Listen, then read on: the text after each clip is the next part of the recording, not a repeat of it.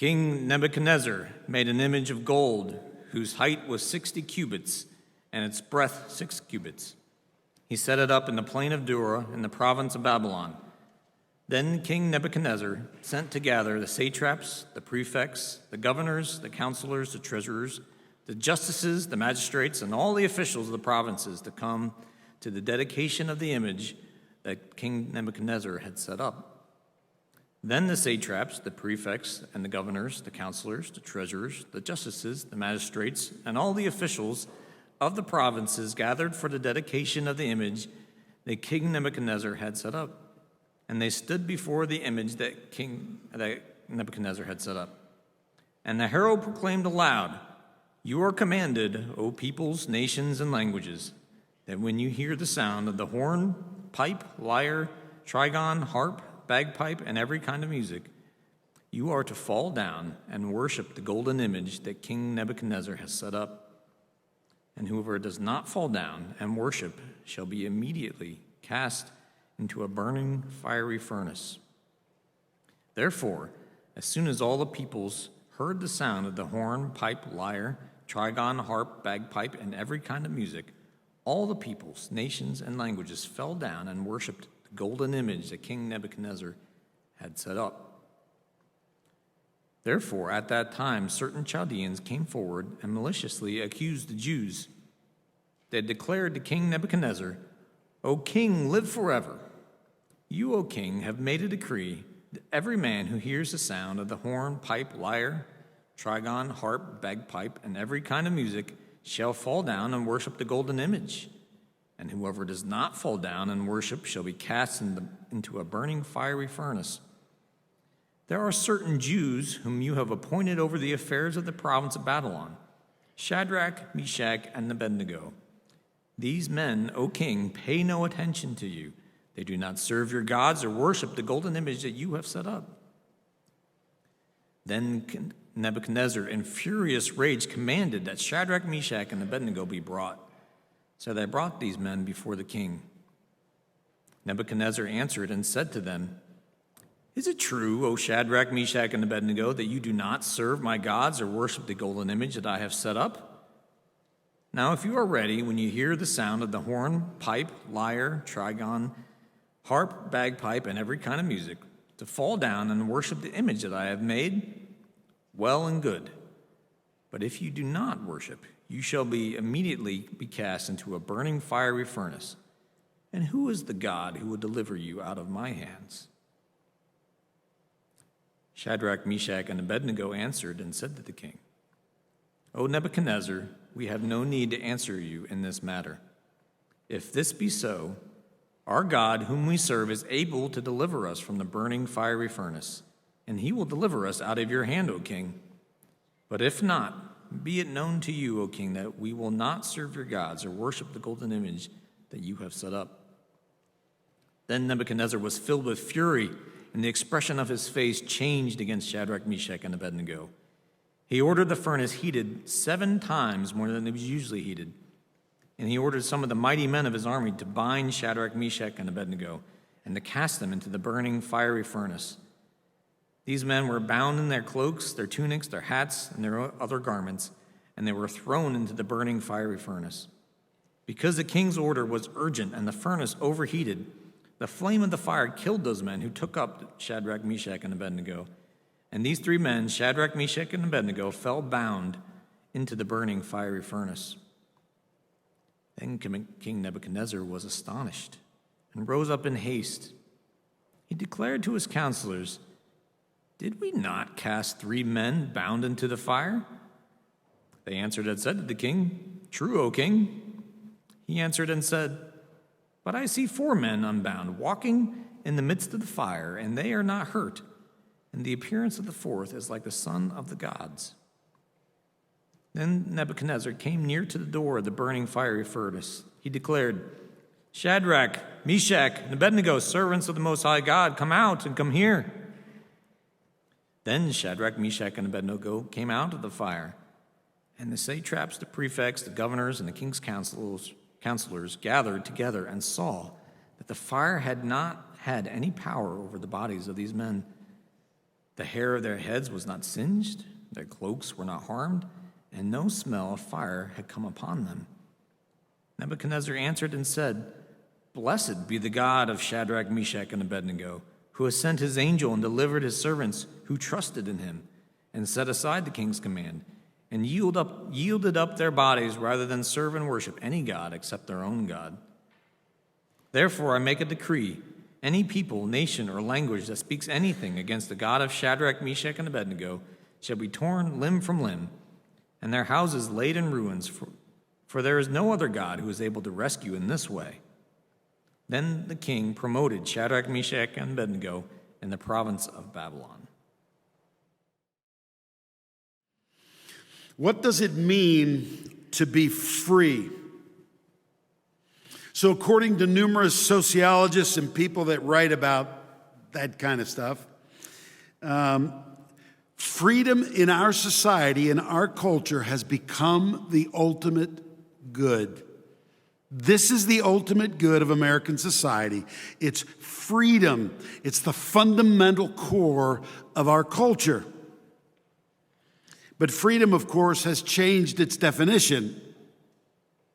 It has come to be defined as the absence of any limitations and constraints on us. Charles Taylor, in his seminal book, A Secular Age, he actually has a quote of somebody else that I'm going to read to you, but Alan Ehrenhold. He discusses the modern view of freedom, and this is what he says: let each person do their own thing, and one shouldn't criticize the other's values because they have a right to live their own life as you do. The only sin which is not tolerated is intolerance. So in other words, there's intolerance of intolerance. Whatever, does that make sense? There's intolerance of intolerance. So what does that have to do with our passage? There are a lot of things we could discuss in this passage. We could talk about the faith of Shadrach, Meshach, and Abednego.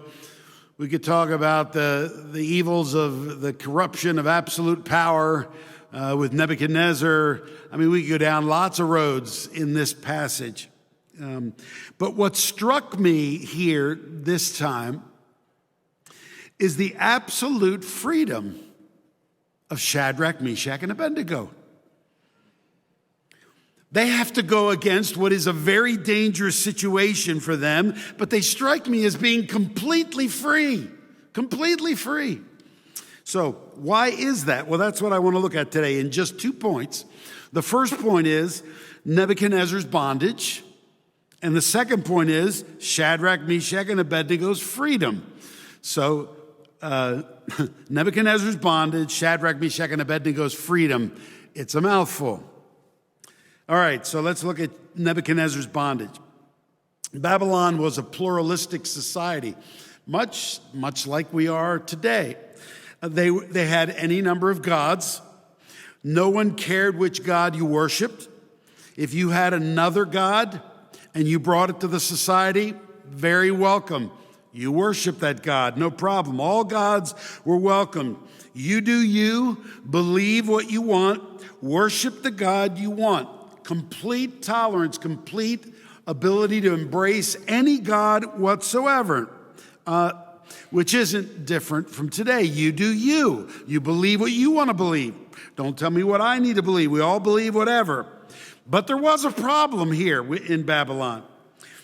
The Jews that had been brought into exile into Babylon, the Jews believed in the exclusivity of one God to the exclusion of all others. And that's where the problem begins.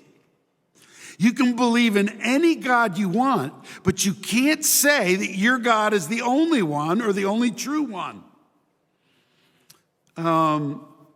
So they believe in the exclusivity of one God, and that's a dicey proposition in Babylon. Why?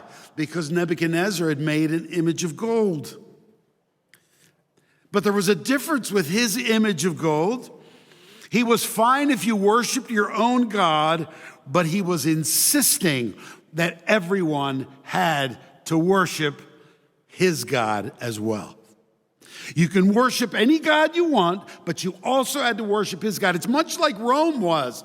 It's much like all totalitarian regimes. Believe what you want, but you must bow down before the absolute ruler. In Rome, the emperor was God. But here Nebuchadnezzar raised his own statue and insisted that they must bow down. When you hear the music play, no matter what you're doing, you need to stop and bow down. So that's actually intolerance of intolerance. So they're accusing the Jews of being intolerant, and they won't be tolerant of the intolerance. No one is allowed to believe in exclusivity, that your God is the only God. If you believed in a God, he was one of many, and you had no right to say that yours was the only God. Okay. I don't think it's any different today, right? We're in the same situation. People get very angry about the exclusive claims of Christianity. That we believe that Jesus is the only way to the Father, that there's only one God in three persons, Father, Son, and Holy Ghost. The mantra today is that you can believe in whatever you want to believe in. You can believe in whatever God you want to believe in whatever system, whatever thing you want to believe in, but you're not allowed to reject someone else's position. That's hate, and that's not tolerated.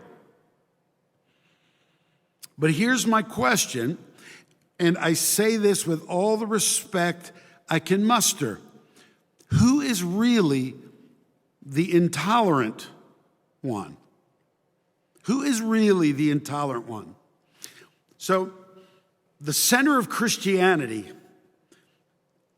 is God on the cross. And what is he doing on the cross? He is praying for his enemies. He is not rejecting his enemies. He's asking God to forgive his enemies. That's hardly an intolerant position that he's in.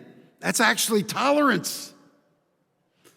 Dying for people while they are still sinners or they're still rejecting him. That's why he went to a cross. It's actually tolerance. And yet our secular society is completely intolerant of what they perceive as a religion of intolerance. But if you are intolerant of intolerance, aren't you just intolerant also? Is that too much wordplay there? Anne said, when she read this, I'm not supposed to say her name anymore. Sorry. Oh, I shouldn't have said that. I just can't get it right today. I won't say any more about that. Ask me later. Oh, my word. All right. Isn't that just intolerance of intolerance, right? That's what that is. So I would argue today that Christians are more tolerant than our secular culture. It's deeply embedded in what it means to be a Christian. But what I want to get to here is that intolerance of intolerance is actually bondage. It's not freedom. It's actually bondage. It's not freedom. It generates anger. It generates reaction. What's interesting is that Shadrach, Meshach, and Abednego were not trying to make a statement. We're not going to do it, and we're going to stand up and we're going to lead as many people as we can not to do this. That's not what they were doing at all. As far as we can tell, they were not trying to stand up against anything. They were over in the corner somewhere. They were not trying to make a big deal out of this. Look at our text in verse 8. Therefore, at that time, certain Chaldeans came forward and maliciously accused the Jews. It's almost as if they were making up a story about them. There are certain Jews whom you have appointed over the affairs of the province of Babylon, Shadrach, Meshach, and Abednego. These men, O king, pay no attention to you. They do not serve your gods or worship the golden image that you have set up. And so what does the king do? Intolerance of intolerance, right? Then Nebuchadnezzar, in a furious rage, commanded that Shadrach, Meshach, and Abednego be brought. So they brought these men before the king. Nebuchadnezzar answered and said to them, is it true, O Shadrach, Meshach, and Abednego, that you do not serve my gods or worship the golden image that I have set up? Now, if you are ready when you hear the sound of the horn, pipe, lyre, trigon. I don't know what a trigon is, but I've been asking myself that. I should have researched it. But anyway, it might be interesting. A harp, bagpipe, and every kind of music to fall down and worship the image that I have made. Well and good. But if you do not worship, you shall immediately be cast into a burning fiery furnace. And who is the God who will deliver you out of my hands? Here's the thing about freedom. There are two kinds of freedom that philosophers talk about. The freedom that comes from the Enlightenment is completely negative. It's called negative freedom. And why is it negative? It is a freedom from all restraints. Anything that would push you to do anything, you negate that. That's why there's a questioning of authority. There's a question of anybody over you, anybody telling you what to do. Real freedom is freedom from all restraint. But the biblical view of freedom is opposite. It's called positive freedom. And positive freedom means that you are free when you have been released to be truly who you were built to be. That's positive freedom, when you're released to be who you were truly built to be. One is anybody pushing on you, you can reject it. It's negative freedom. Any restraint you can get rid of. Positive freedom is you can be who God made you to be, or who you were built to be. So clearly, from a secular point of view, Nebuchadnezzar was the most free person in the entire society. And why do I say that? Well, he was the totalitarian dictator of everything that happened. He could do whatever he wanted. He could wipe out anyone. He could come and go as he pleased. He could use and abuse people without any repercussions. He had no hindrances whatsoever, and was what our secular culture would call truly free. By any stretch, by any definition in our culture of freedom, Nebuchadnezzar must have been the most free person that ever existed, or at least alongside of other totalitarian rulers. But was he? Was he really free? Well, no. He was an absolute slave to his passions and his anger. Actually, he was a slave to his insecurities. So, we talked about this a little bit last week, in order to conquer other nations, what Nebuchadnezzar would do, he would bring exiled people to Babylon and educate them in Babylonian culture. And that would include, and he was fine with their having their own gods. That was a way of having them continue in their familiar patterns of worship to their own gods. You worship whatever God. There's just one little itty bitty exception. You have to bow down to the God I give you. That's the one place where you've got to do this. This was the way he could conquer other rulers. They had to bow down. And here's the thing about totalitarianism, right? It breeds insecurity because there's always the threat of overthrow. So he was completely free from all restraints. But in order to maintain that kind of freedom, he would have to squash any even remote possibility of an overthrow, of a conspiracy, of anything. And this is where you get your people to go throughout the society and listen in, and you squash it. You have to squash it. I read somewhere that Stalin didn't sleep in the same bed twice, at least not 2 nights in a row. He would move around from many residences to many bedrooms. Why? He was afraid of assassination. Does that sound like freedom to you? That doesn't sound like freedom to me.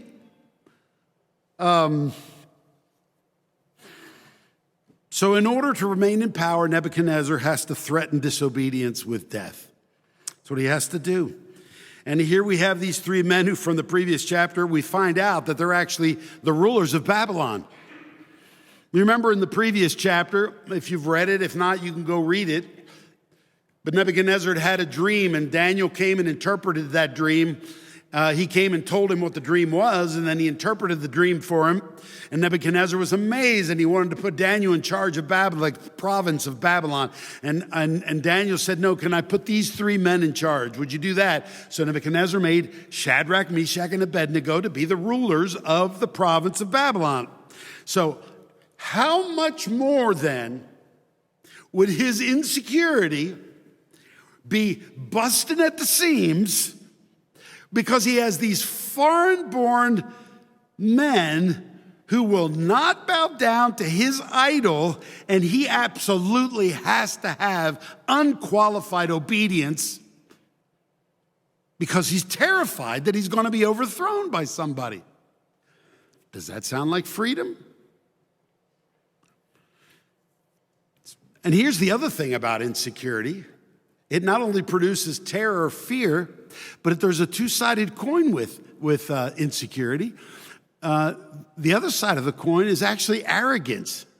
You got to put yourself forward. Like it's like the MMA fighters, and I don't watch that because it's violent, and I don't know anything about any of the moves that they make on each other, and I'm only referring to it because it's evil. I'm teasing. For anybody that's new here, I'm just messing with you. But what was I going to say? I got off on I was going to tell something really good about it, and I can't remember what it was. The 2-sided coin. When they have the pre-fight thing and they stand next to each other, and of course I've never seen it, but they stand next to each other right in their noses, and they talk about each other like they're going to beat them up. And I don't know what's going on inside of them. Some I actually believe they will. But I got to think that some are terrified. I would be terrified inside. There's this insecurity and this arrogance are 2 sides of the same coin. They've got to be. And we have that here at the end of verse 15. And who is the God that will deliver you out of my hands? This is all coming from fear, right? You got to act big. If you act big, then maybe they'll back down. Does that sound like freedom to you? He doesn't seem very free to me. He can do whatever he wants, but he's not acting according to who he was built to be. We were built to love and serve God. That's when we're truly free. Paul tells us in 2 Corinthians, now the Lord is the Spirit, and where the Spirit of the Lord is, there's freedom. There is freedom. Is freedom from God? Is it freedom from God? This is what people want. Do away with all restraint, anything that's shackling me, including God, nothing to do with him. Christianity is saying the opposite. It's freedom to lean in. It is freedom to follow. Yeah, it's freedom to obey God, to do what he wants us to do, to be who we were built to be. See, negative freedom, the negative freedom of the Enlightenment is no freedom at all. It's no freedom at all.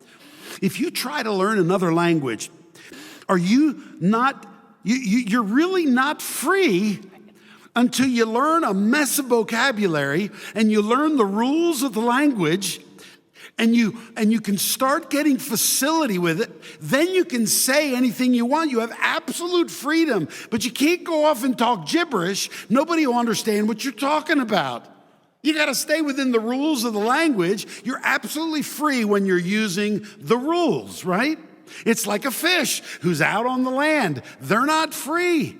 They are only free when they're in the water and they're swimming in their natural habitat. If they go out of the water, they can't. I'm going to do away with the restraint of water. I'm not going to be in water anymore. And so they're out on the land. They're dying, right? But in the water, what they were built for, they're free. This is the difference between negative freedom and positive freedom. The negative freedom of the Enlightenment doesn't make any sense. It doesn't make any sense. We're destroying ourselves. We're destroying ourselves. Nebuchadnezzar's a slave to his passion. And so here's my question. What are you a slave to this morning? What are you a slave to this morning? What makes you angry? Or what causes you fear? These are the things that you're enslaved to. Real freedom is to be the one you were built to be. That's the first point. Number two, Shadrach, Meshach, and Abednego, their freedom. What's astounding to me about these men is their peace, their freedom, and I'm equating that with peace. Where the Spirit of the Lord is, there's freedom. Where the Spirit of the Lord is, there's also the fruit of the Spirit. And one of the big ones is peace. So you could almost use these terms synonymously. Where there is freedom, there really is peace. So these men are not uptight. They're brought before the king, and he threatens them with immediate death if they don't comply. This is a do or die for the king, of course. It's a do or die. His kingdom is at stake. Some of his rulers that he's elevated are not bowing down to the God he said should be bowed down. It's a do or die for him. He has to punish this kind of public rebellion, or he might lose control of his kingdom. And he threatens them, and he gets arrogant with them. Who is this God that will deliver you out of my hands? And I would have been terrified. But listen to their speech, verse 16. Shadrach, Meshach, and Abednego answered and said to the king, O Nebuchadnezzar, we have no need to answer you in this matter. If this be so, our God whom we serve is able to deliver us from the burning fiery furnace, and he will deliver us out of your hand, O king. But if not, be it known to you, O king, that we will not serve your gods or worship the golden image that you have set up. Basically, King Nebuchadnezzar, the answer is no. Can you imagine saying no to the totalitarian ruler who has your life in his hands? Ish.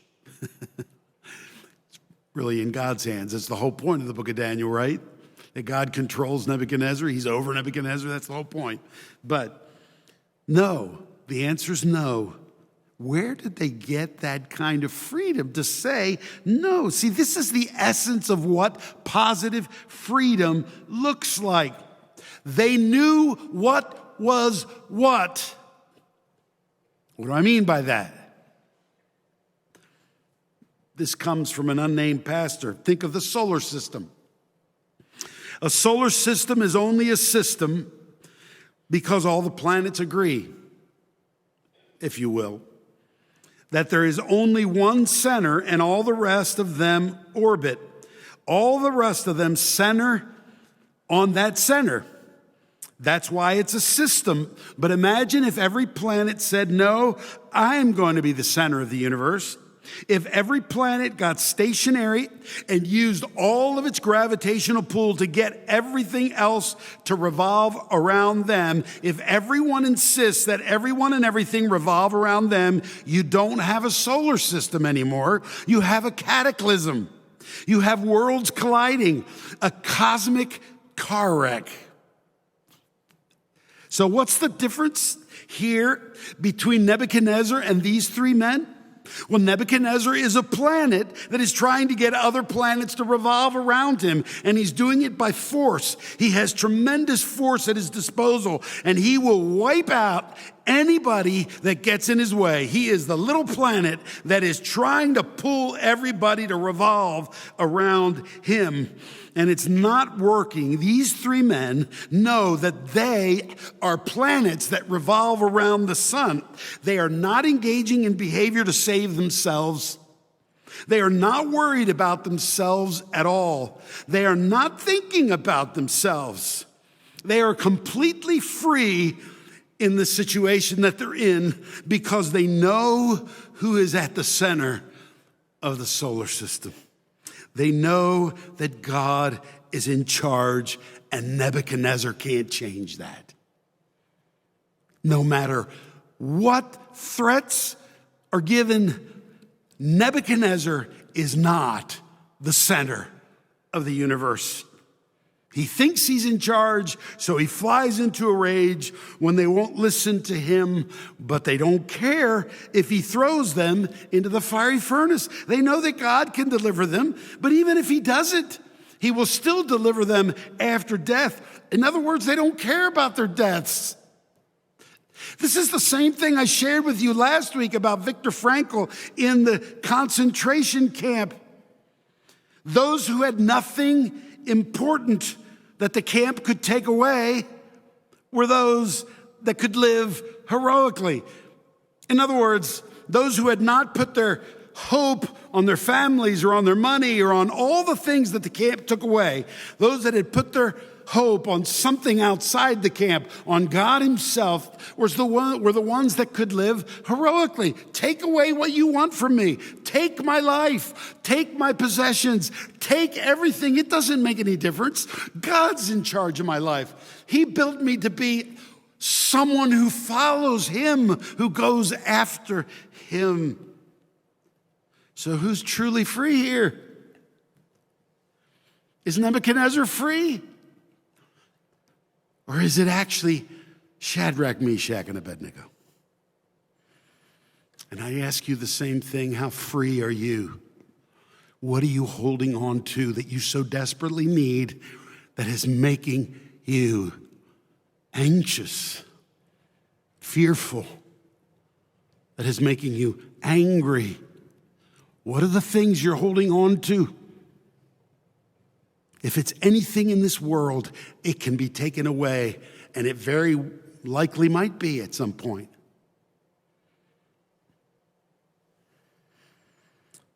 If you're hanging on that way, you're in trouble.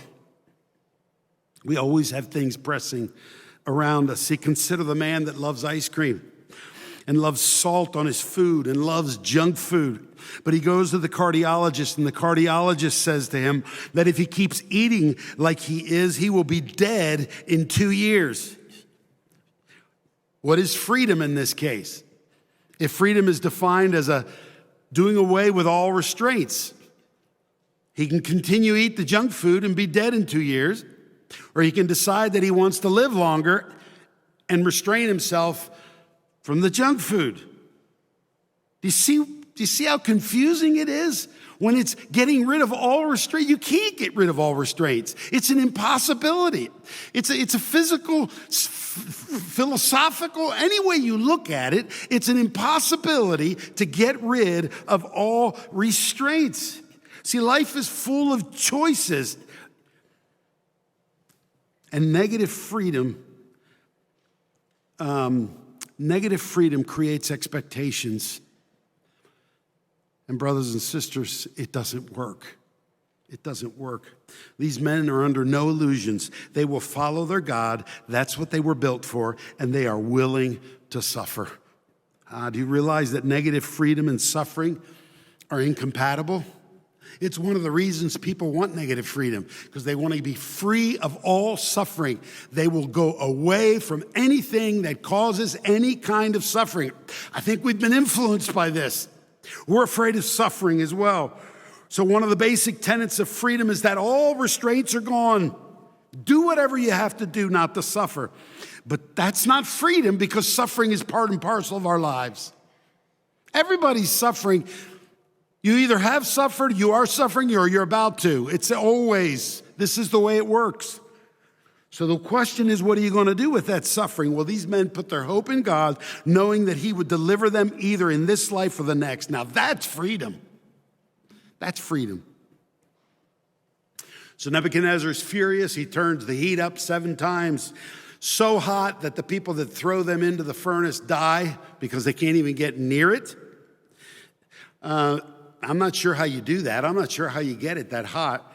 They had their ways, obviously. And so what happened? So if you want to have freedom, this is what we need to see.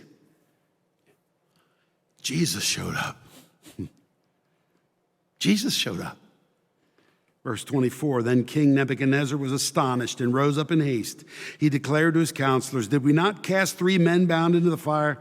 And they answered and said to the king, true, O king. He answered and said, but I see 4 men unbound, walking in the midst of the fire, and they are not hurt, and the appearance of the 4th is like a son of the gods. He's talking about Jesus.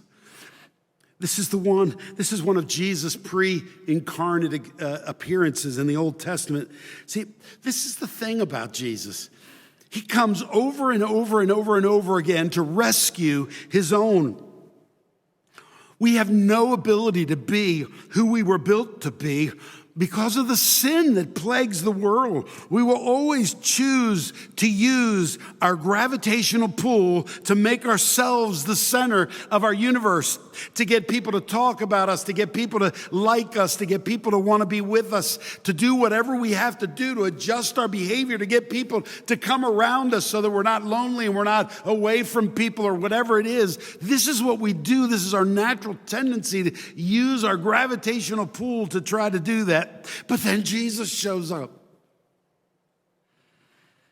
So though he is, and he was then, and he is now, the center of the universe, he came not for himself, but for others. He came into the least likely place in all of the kingdom of Babylon. He shows up in a fiery furnace. What? Can you believe that? But look at the fiery furnace. It's really just a foreshadowing, isn't it? It's just a foreshadowing of the fact that he would suffer hell for us.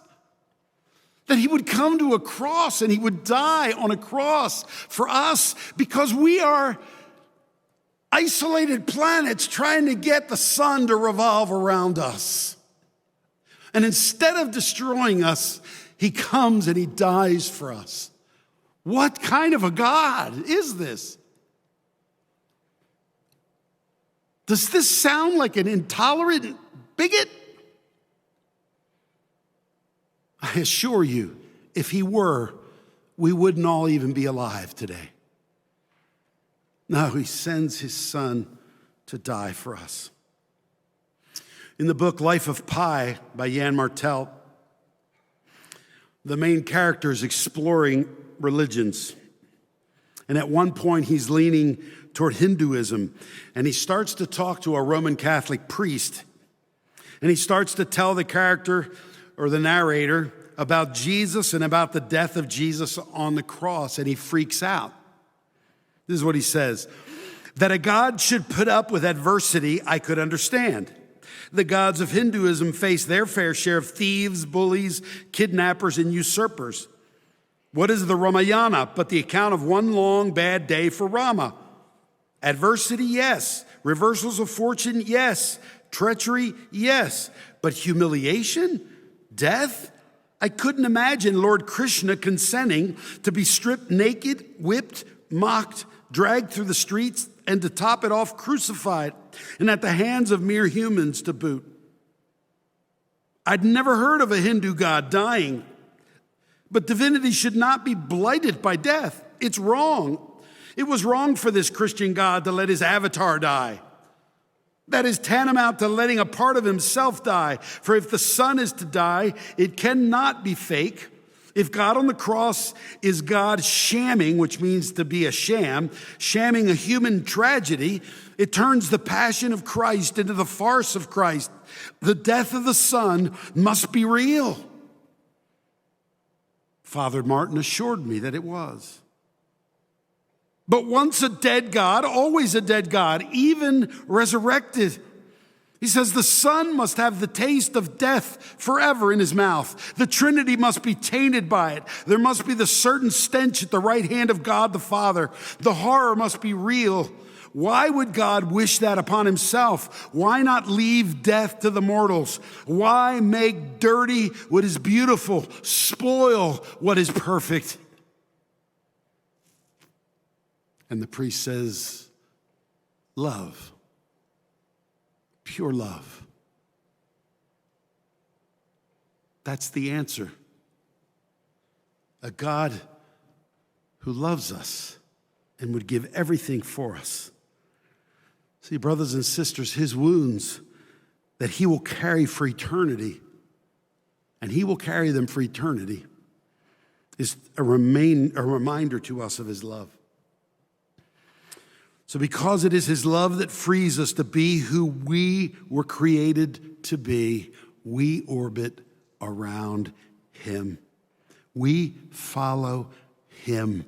We give him our lives just as he gave his life for us and came to serve us. That's true freedom. And that's the gospel. And it changes everything. Let's pray.